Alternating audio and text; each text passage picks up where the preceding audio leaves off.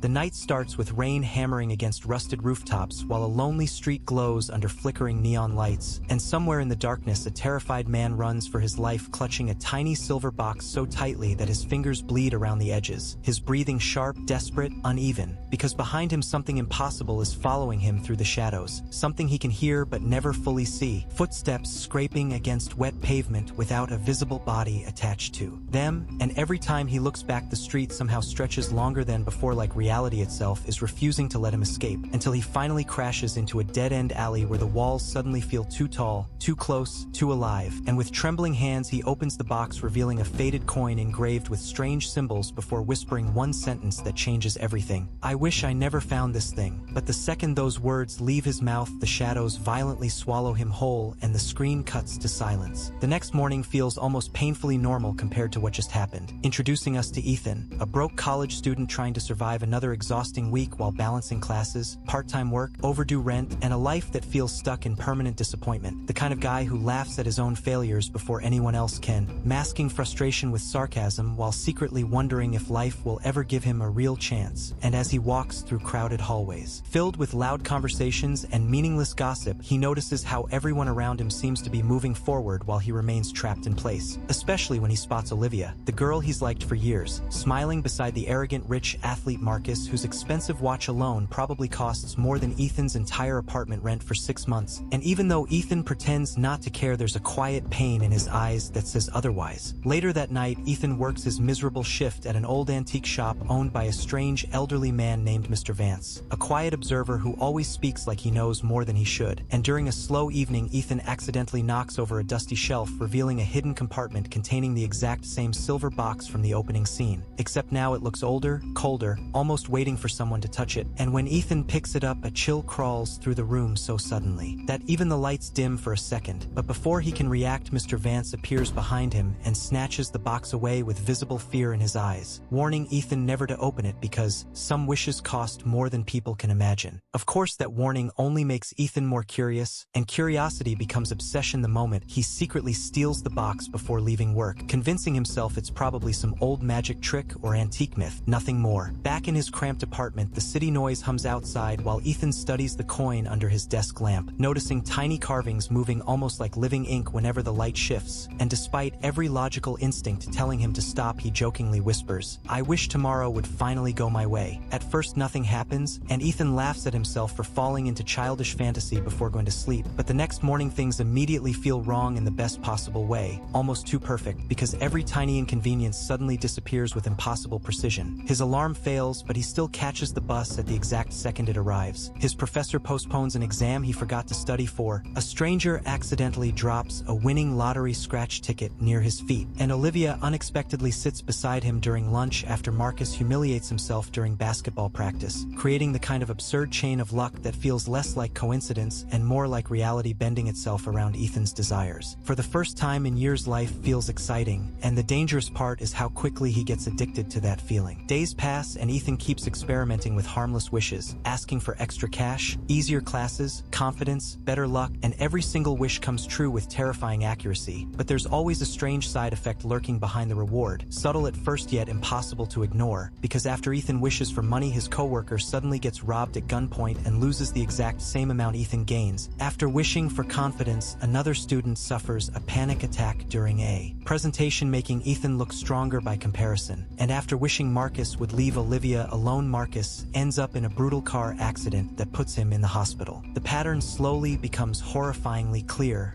The coin never creates happiness, it steals it from someone else. Ethan tries convincing himself it's coincidence, but deep down he knows better, especially when shadows start appearing around mirrors and windows every time he makes a wish, moving unnaturally fast whenever he looks away. Meanwhile, Olivia begins growing closer to Ethan, seeing a new confidence in him that never existed before, and their chemistry finally starts becoming real during late-night conversations across empty campus rooftops, where Ethan almost confesses the truth several times, but stops himself himself out of fear she'll think he's insane. Yet despite moments of genuine connection, there's still something deeply wrong eating at him because every improvement in his life leaves destruction somewhere else, and guilt starts poisoning the excitement he once felt. Things spiral further when Ethan discovers online reports about mysterious deaths connected to impossible strokes of luck happening across the city, victims whose final moments all involve whispers about the wishing shadow, and while researching he uncovers a hidden forum discussing cursed objects tied to ancient rituals designed to trade human suffering for temporary miracles. One name appears repeatedly: the Collector, a supernatural entity said to grant wishes by feeding on emotional pain and despair, always attached to a silver coin passed from victim to victim like a disease. Before Ethan can process this information, his apartment lights suddenly shut off, plunging the room into darkness while distant scratching echoes from inside the walls, slow at first, then violently aggressive, and when he turns on his phone flashlight he sees handprints spreading across the ceiling like something invisible is crawling directly above him. Panic crashes over him as the scratching grows louder until the walls themselves begin bleeding thick black liquid, and from the darkness a distorted voice whispers his name with unbearable intimacy, as though it's standing inches from his ear. Another wish, Ethan. He runs from the apartment barely breathing, sprinting into pouring rain before collapsing outside Mr. Vance's antique shop only to find the old man already waiting for him, as if he expected this moment all along. Inside the shop, Mr. Vance finally reveals the truth, explaining that the coin is part of an ancient cursed ritual older than modern civilization, a deal originally created by desperate rulers seeking power during times of war, and every generation the curse evolves by targeting people consumed by dissatisfaction because those are the easiest souls to manipulate, and according to legend the shadow attached to the coin feeds not on wishes themselves but on the emotional emptiness behind them, growing stronger every time someone believes happiness can be magically earned instead of painfully built. Ethan demands to know how to destroy it, but Mr. Vance's silence says everything before he finally admits no one has ever truly escaped once the wishes begin. The only known way to stop the curse is to refuse the final wish when the shadow offers it, because eventually every owner reaches a breaking point where the entity promises the one thing they desire most, but accepting it completely erases the person from existence while allowing the curse to move on searching for another victim. Ethan wants to throw the coin away immediately, but Mr. Vance warns him it always returns. The curse chooses its owner, and right on cue Ethan checks his pocket only to discover the coin somehow back in his possession despite leaving it at home. Fear becomes paranoia after that. Ethan starts seeing the shadow everywhere, standing motionless at the edge of crowded streets, reflected behind him in elevator mirrors, appearing for split seconds during classroom windows before vanishing the instant he looks directly at it. And sleep becomes impossible because every night he hears whispering around his bed growing clearer with each passing hour. Then the curse strikes where it hurts most. Olivia disappears. Her phone goes unanswered, her apartment is empty, and nobody seems concerned except Ethan because somehow everyone else remembers her acting distant for weeks despite spending every day around him recently, as though reality itself is rewriting memories around her existence. Desperate, Ethan uses the coin again, wishing to find her, instantly regretting it the second the room temperature drops and blood begins dripping from the ceiling onto his hands. A vision floods his mind showing Olivia, trapped inside an abandoned underground subway station beneath the city, surrounded by darkness while shadowy figures whisper around her. Ethan races there immediately, descending into forgotten tunnels soaked with water and decay where every distant sound echoes like screams, and the deeper he goes the more reality distorts around him. Train tracks twisting impossibly, lights flickering backward, old advertisements peeling themselves off walls as if time is collapsing. Finally, he finds Olivia unconscious beside an abandoned platform, but before he can reach her, the shadows gather together, forming a tall human silhouette with no face except two glowing white eyes floating inside endless darkness. The Collector has finally appeared. Its voice sounds layered with hundreds of whispers speaking simultaneously as it explains that Ethan was never chosen randomly, because people like him who spend their lives longing for more become easy gateways for the curse, and every wish he made strengthened the bridge between their worlds until now the entity can fully manifest. Ethan tries attacking it, but his fists pass through empty cold air, while the shadow calmly offers him one final wish, promising he can save Olivia completely if he simply asks. Ethan hesitates because he already knows the cost, but seeing Olivia barely breathing breaks his resolve, and for one dangerous second he almost gives in before suddenly remembering every tragedy caused by his previous wishes, every innocent person harmed so he could temporarily feel successful, loved, important. The realization destroys him emotionally because he understands the curse never preyed on greed alone. It preyed on insecurity, on loneliness, on the desperate belief that life life owes us shortcuts. Refusing the wish, Ethan grabs Olivia and runs through the tunnels while the shadow violently tears apart the station behind them. Concrete exploding, lights bursting, black smoke flooding the air like living creatures chasing them through darkness. They barely escape onto the streets before the entire underground tunnel collapses beneath the city. For a brief moment, it feels over. Olivia wakes up confused but alive, and Ethan finally tells her everything, expecting disbelief, but after what she experienced underground, she knows something evil was real down there. Together they decide the only option left is destroying the coin permanently, leading them to an old church hidden outside the city where records mention ancient cleansing rituals tied to cursed objects. But when they arrive, they discover the church abandoned, except for symbols carved into every wall matching the engravings on the coin. Inside waits Mr. Vance, except now he looks different, exhausted, broken, terrified beyond words. He admits he lied earlier because he wasn't merely studying the curse. He was once its owner. Decades ago, he made a wish to save his dying daughter, and although the curse granted it temporarily, she eventually vanished anyway, while he survived carrying unbearable guilt ever since. He reveals the horrifying final truth. The curse cannot be destroyed through rituals or fire because it survives through desire itself, and the only way to truly end it is for someone willingly connected to the coin to sacrifice every wish they ever wanted, completely accepting a life without magical escape, even if it means losing everything they gained. Ethan realizes what that means immediately. If he breaks the connection, all the wishes he made will reverse. His money, his confidence, Olivia's feelings toward him, everything influenced by the curse could disappear. Worse, some people harmed by the wishes may suffer even more during the correction. Olivia begs him not to do it, terrified of losing him emotionally even if he physically survives. But Ethan finally understands that chasing shortcuts has only destroyed lives around him, and for the first time in the entire story, he chooses responsibility over desire. He takes the coin and walks alone into the church basement, where ancient candles flicker beside a massive black mirror covered in old symbols, the surface moving like liquid darkness while whispers crawl from every corner of the room. The collector emerges behind him larger than before, almost beautiful in a terrifying way, offering one final temptation by showing Ethan visions of the perfect future he always wanted: wealth, success, fame. Olivia smiling beside him in a beautiful house untouched by pain or struggle. The images feel painfully real, designed specifically to attack every weakness hidden inside him, and tears fill Ethan's eyes because part of him desperately wants that life. But then he remembers something simple yet powerful. Every meaningful moment he shared with Olivia happened before he used the wishes. The rooftop conversations, the awkward laughter, the honest vulnerability. Those moments mattered because they were real, not stolen, not manufactured by magic. Real. With shaking hands, Ethan crushes the coin against the mirror while screaming that he doesn't want shortcuts anymore, and instantly the basement erupts into on what should have been humanity's final surrender. One terrified soldier accidentally becomes the only man capable of rewriting time itself, and every brutal death he suffers drags him closer to the horrifying truth behind an alien invasion that has already destroyed the future. Major William Cage is not a hero, not even close. He's a slick military spokesperson who spends his days smiling for cameras, while millions of soldiers die fighting an unstoppable alien species known as mimics, creatures that arrived from space and turned Europe into a graveyard of ash, fire, and blood. Cities have collapsed, entire armies vanished overnight, and humanity now survives only because of one desperate plan: a massive united assault on the beaches of France, a final gamble meant to push the aliens back before Earth completely falls. Cage thinks he can avoid the battlefield like always, but after blackmailing the wrong general, he suddenly wakes up stripped of rank, dragged into a military base, and thrown into the chaos of combat training among hardened soldiers who immediately realize he has no idea how to fight. Fear begins crawling across his face as explosions shake the ground around him and helicopters thunder overhead carrying thousands of troops toward what everyone believes will either save humanity or end it forever. The next morning arrives like a nightmare painted in steel and smoke. Soldiers load into transport aircraft while alarms scream across the base. Cage trembles uncontrollably,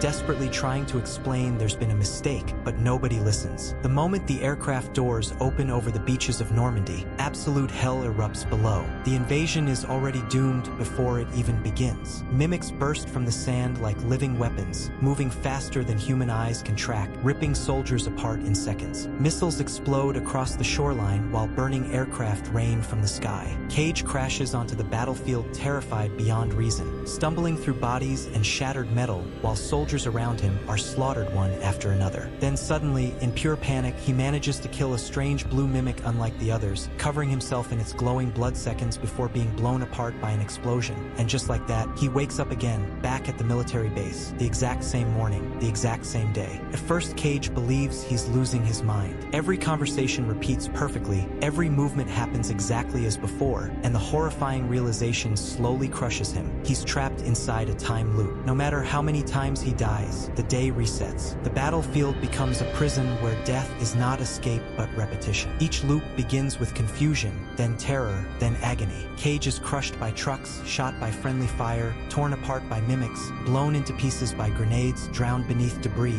over and over and over again. But slowly, something changes. Fear begins turning into survival instinct. Survival instinct becomes strategy. Strategy becomes transformation. The coward who once hid behind television cameras starts learning from every death. He memorizes enemy positions, predicts explosions, and studies the patterns of the invasion like a man decoding a nightmare. Yet no matter how hard he fights, the outcome never changes. Humanity still loses, everyone still dies, and every reset drags him deeper into psychological exhaustion. During one brutal loop, Cage encounters the legendary warrior Rita Vrataski, known worldwide as the Angel of Verdun, a soldier whose victories against the mimics made her a symbol of hope for humanity. She watches him survive impossibly long during combat and instantly realizes the truth. Before dying herself, she grabs him and whispers something that changes everything. "Find me when you wake up." The next reset, Cage does exactly that. Rita immediately understands what happened because she once possessed the same terrifying ability. Together, they uncover the horrifying secret behind the mimics. The creatures are not random invaders, but a perfectly connected hive mind controlled by a central intelligence called the Omega, a being capable of manipulating time itself. Cage accidentally absorbed that power when he was covered in the blood of the rare blue mimic, known as an alpha. Now every death resets the day because the Omega believes Cage has died and restores the timeline to protect itself. Rita begins training Cage relentlessly across hundreds, maybe thousands, of unseen loops. Every morning becomes another brutal lesson. She shoots him without hesitation whenever he's injured because she knows restarting is more efficient than failure. Their training evolves into a horrifying cycle of perfection. Cage learns combat tactics, weapon mastery, battlefield timing,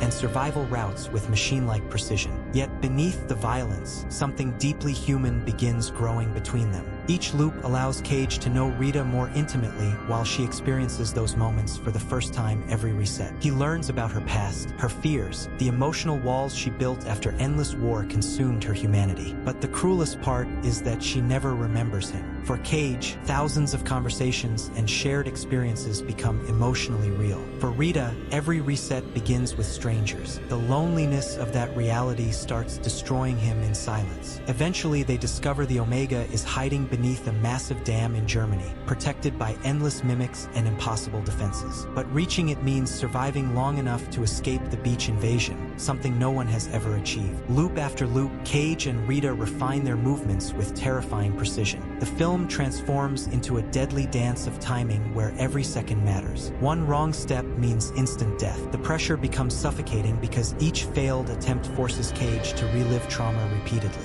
He watches friends die countless times. He sees humanity wiped out again and again. The emotional burden begins crushing his soul. Yet he keeps fighting because every reset also gives him another chance to save the world, and another chance to save Rita. Then comes one of the film's most heartbreaking revelations. During a mission toward the Omega, Rita dies in front of Cage after finally opening up emotionally to him. But this time he hesitates before resetting. The audience suddenly understands the horrifying psychological damage he's endured. Every loop stole pieces of his humanity until love itself became painful. He confesses that he's watched her die too many times to count. The emotional exhaustion in his voice feels devastating because despite all their connection, Rita will never truly remember any of it. But there's no time left for grief. Cage and Rita discover the Omega has anticipated their plan. Worse still, Cage loses his ability to reset after receiving a blood transfusion following a near-fatal injury. For the first time since the nightmare began, death becomes permanent again. Suddenly, the stakes explode to terrifying new heights. Every decision now carries irreversible consequences. No more second chances, no more rewinding mistakes. Humanity's final hope depends on one last mission into the heart of Paris, where the Omega is secretly hidden beneath the Louvre. Cage gathers his team for a suicide assault, knowing most of them will never return. What follows is pure cinematic chaos. Helicopters weave through collapsing buildings, while mimics swarm the city like living shadows. Explosions illuminate flooded streets,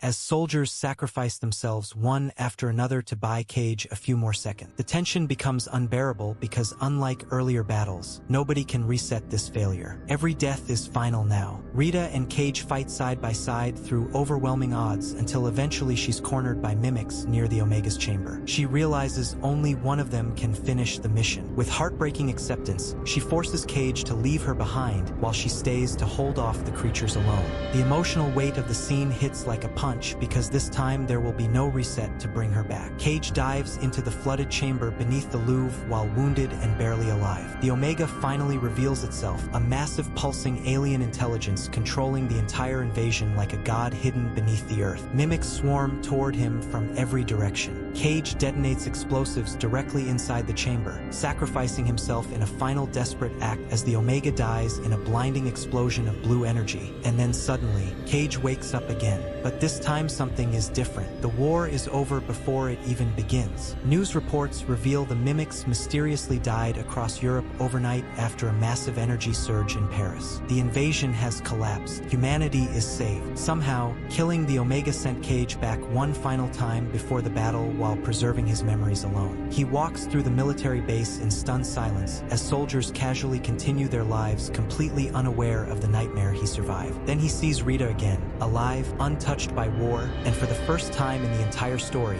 Cage simply smiles. Not because the horror is forgotten, but because after endless death, endless pain, and countless shattered timelines, humanity finally has a future. And standing there looking at Rita one last time, Cage realizes something even more terrifying than death itself. Sometimes surviving is the hardest battle of all.